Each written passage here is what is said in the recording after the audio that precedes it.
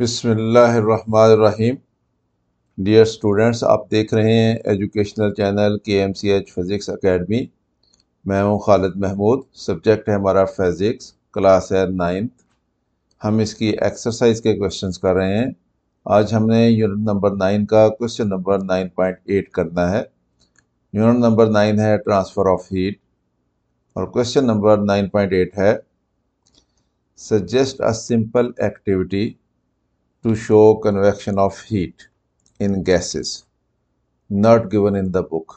कि हमारी जो 9th क्लास की बुक है उसमें गैसेस में से कन्वेक्शन ऑफ हीट जो है उसकी कुछ एग्जांपल्स दी गई हैं, कुछ एक्टिविटीज़ उसमें बयान की गई हैं। और यहाँ पे हमसे ये पूछा गया है कि हम कोई ऐसी एक्टिविटी सजेस्ट करें जिसमें कन्वेक्शन ऑफ हीट होता हो और वो गैसेस में से होता हो और फिर हमारी बुक में वो बयान ना हुआ हो। यानी हमने अपनी तरफ से कोई नई एग्जांपल देनी है इसकी जिसमें कन्वेक्शन ऑफ हीट जो है वो गैसेस में से वो हमने शो करनी है। तो स्टूडेंट्स, इस क्वेश्चन के आंसर में कुछ बुक्स में गीज़र की एग्जांपल दी गई है। गीज़र में कन्वेक्शन ऑफ हीट तो होती है लेकिन वो पानी में कन्वेक्शन होती है, लिक्विड में कन्वेक्शन होती है। इसलिए मेरे नज़दीक गीज़र की एग्जांपल जो है वो दुरुस्त नहीं है, क्योंकि हमसे ये पूछा गया है कि show convection of heat in gases. हमने गैसेस में कन्वेक्शन ऑफ हीट बयान करनी है, तो इसलिए गीज़र की एग्जांपल जो है वो वहाँ यहाँ पे फिट नहीं आती है और वो इस क्वेश्चन के मुताबिक वो आंसर दुरुस्त नहीं है। और दूसरा, कुछ जगहों पे ये बयान किया गया है कि बॉडी स्प्रे जो है वो हम बॉडी पे स्प्रे करते हैं तो फ्रेगरेंस जो है वो उसका फैलता है। तो इसमें उन्होंने कन्वेक्शन की एग्जांपल के तौर पर इसको कोट किया है, जबकि कन्वेक्शन ऑफ हीट होती है, हीट की ट्रांसफ़र होती है इसमें टेम्परेचर के डिफरेंस की वजह से। जबकि बॉडी स्प्रे किया जाता है या एयर फ्रेशनर कमरे में अगर हम करते हैं तो वो डिफरेंस ऑफ टेम्परेचर की वजह से वो स्प्रेड नहीं होता, बल्कि वो डिफ्यूजन होती है उसकी। डिफ्यूजन गैसेस में ये और प्रोसेस है और कन्वेक्शन ऑफ हीट जो है ये और प्रोसेस है। इसलिए एयर फ्रेशनर की एग्जांपल भी दुरुस्त नहीं है और यहाँ पे जो बॉडी स्प्रे है या परफ्यूम है उसकी एग्जांपल भी यहाँ पे दुरुस्त नहीं है। तो हम देखते हैं कि इसकी दुरुस्त एग्जांपल्स जो है हम क्या दे सकते हैं जिसमें से हीट की कन्वेक्शन होती हो और वो गैसेस में से होती हो, और गैसेस में से जो कन्वेक्शन होनी है वो टेम्परेचर डिफरेंस की वजह से हो रही हो, ताकि हम उसको कन्वेक्शन ऑफ हीट कह सकें। तो हमारे पास एग्जांपल्स हैं, हम देखते हैं उनको।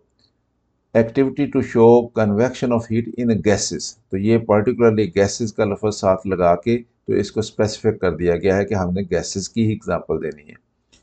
तो उसकी पहली एग्जांपल हम यूँ देते हैं, स्टीमिंग वेजिटेबल्स, कि हमने वेजिटेबल्स को स्टीमिंग करते हैं तो उसमें कन्वेक्शन ऑफ हीट होती है और वो गैसेस के ज़रिए होती है।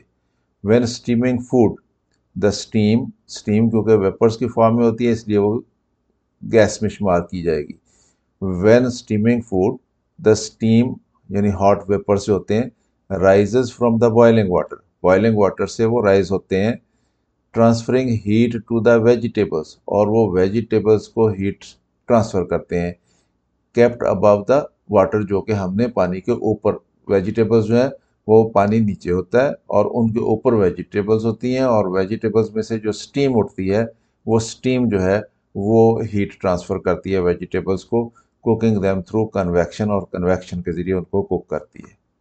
तो ये स्टीमिंग वेजिटेबल्स जो हैं ये गैसेस में से कन्वेक्शन ऑफ हीट जो है उसकी एग्जांपल है। दूसरी एग्जांपल देखते हैं, होम हीटिंग रेडिएटर्स। तो सेंट्रली हीटिंग यूनिट्स लगे होते हैं हमारे पास, जो कि पूरे घर को जहाँ पे बहुत ज़्यादा सर्दी होती है उसको गर्म करने के लिए इस्तेमाल किए जाते हैं। तो होम हीटिंग रेडिएटर्स जो हैं वो भी एक एग्जांपल है गैसेस में से कन्वेक्शन की। किस तरह से वर्किंग कैसे होती है, इन अ सेंट्रल हीटिंग सिस्टम। तो हीटिंग सिस्टम जो सेंट्रल होता है पूरे घर को गर्म करने के लिए होता है। अब बॉयलर हीट्स वाटर, वहाँ पे पानी हीट होता है एक बॉयलर में। This heated water is then circulated through pipes, pipe के जरिए उसको सर्कुलेट किया जाता है। कहाँ पे? कमरों में, जहाँ जहाँ पे हमने उसको गर्म करना होता है। To radiators installed in various rooms, जो कि मुख्तलिफ रूम्स में इंस्टॉल किए जाते हैं रेडिएटर्स, तो वहाँ पे वो पाइप के ज़रिए पानी पहुँच जाता है। The radiator transfers the heat from the hot water to the air, तो वो रेडिएटर जो है वो हीट को ट्रांसफ़र कर देता है हॉट वाटर से एयर में, यानी उसके साथ जो एयर टच करती है वो एयर जो है वो हीट अप हो जाती है, रूम के अंदर जो एयर होती है।